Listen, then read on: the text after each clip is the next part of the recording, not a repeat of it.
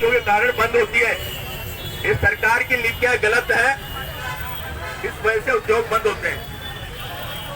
और जो बंद होते हैं तो मालिकों को मुनाफा का जब चलती खूब तो खूब लूटते हैं, और जब मुनाफा कम है दूसरे लेके भाग जाते हैं, फैक्ट्री बंद करके भाग जाते हैं और बैंकों का पैसा खा जाते हैं, उनको छूट मिलती है।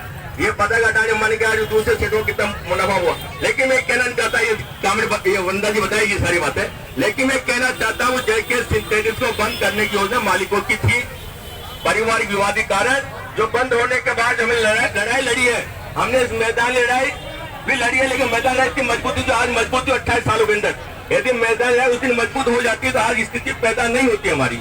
लेकिन ये चैट वो लाल झंडा, उसमें कुछ गलत लोग हमारे बीच में आ जाते हैं कभी कभी, उसकी वजह से थोड़ी दिक्कत पैदा हुई कोटा के अंदर, लेकिन उससे कोई दिक्कत नहीं है। अब भी जेके सिंथेटिक्स का उद्योग इलाहाबाद ने खरीदा इस आधार पर कि 260 करोड़ रुपए बचाना था जेके सिंथेटिक्स को, आपका पैसा जो 260 को हाईकोर्ट में आपका प्रस्ताव 507 ऑर्डर हो चुका था, उस ऑर्डर बचाने के लिए जेके सिंथेटिक्स इलाहाबाद को लाती है और 43.6 करोड़ में एक समझौता करती है कि फैक्ट्री को इलाहाबाद चलाएगा और मैं भी 20% का पार्टनर रहूंगा और फैक्ट्री चलेगी, आपको रोजगार तुम्हारा पुण्य मिलेगा। 21 मजदूर है, 20 मजदूर से 21 में रोजगार मिलेगा।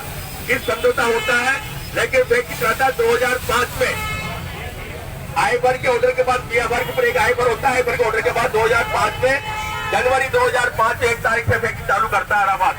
लेकिन इलाहाबाद ने एक फैक्ट्री चलाता है, मात्र छोटी फैक्ट्री एक्रेलिक कोटा, उसको चलाता है और चलाने के बाद 2 साल बाद उसको 2.5 साल के अंदर उस फैक्ट्री को आग लगा के बंद कर देता है, जानबूझ आग लगाता है।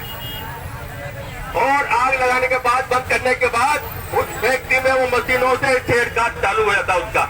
लगातार हम कोटा के कलेक्टर से मिलते रहे, राजस्थान के मुख्यमंत्री से मिलते रहे, लेकिन हम ज्ञापन देते रहे ये फैक्ट्री चलाने को लिए, ये फैक्ट्री चोरी कर रहा है। लेकिन सरकार ने लगातार ये चोरी करके सरकार के अफसरों को जेब भर रहा था। पूरी सरकार को खरीद लिया इसने, और खरीद के उसने हजारों करोड़ की मशीन लगा के लगातार 2018 के अंदर क्या योजना बनाता है कि जमीन को बेचा जाए। 2018 के अंदर रिपो के द्वारा इस लैंड यूज चेंज करवाता है कि इस फैक्ट्री को बेचने के लिए एक आदेश पारित करवाता है इलाहाबाद पेट्रोकेमिकल की जमीन को मैं बेचना चाहता हूं और बेचकर टुकड़ों में बेचकर यहाँ पर कॉमर्शियल यूज करना चाहता हूं बिल्डिंग को, इस जमीन को जो 227 एकड़ के ऊपर जमीन थी इसकी, उसको बेचने की योजना बनाता है।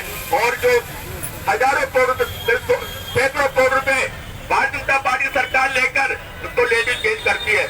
जब हमें पता लगता है, अखबार न्यूज आती है तो हमारे अक्रम भाई बैठे पीछे, इनको हम न्यूज की कटिंग भेजते हैं।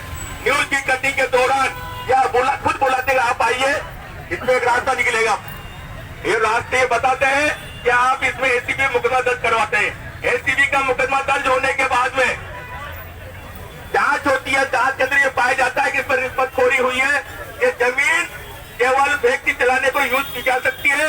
ये जमीन इलाहाबाद ने जो शर्तें की आधार पर लिए मजदूरों को रोजगार देगा और मजदूरों को वेतन देगा, बाकी वेतन बकाया वेतन जन में कोटा के अंदर काम आ सकती है जमीन। लेकिन उसमें जब सरकार को ये बात पहुंचती है, राजस्थान सरकार चेंज हो जाती है, चेंज होने के बाद तो अशोक गहलोत सरकार आती है। अशोक गहलोत सरकार इस पर निर्णय लेती है कि लैंड यूज चेंज जो रिको ने की गलत की है और वापिस लेती है लैंड यूज चेंज को। वापिस लेने के बाद में ये इलाहाबाद पेट्रोकेमिकल हाईकोर्ट जाता है। हाईकोर्ट जाने के बाद में चीफ जस्टिस जो खरीदता है, खरीद कर निर्णय अपने पक्ष में करवा लेता है।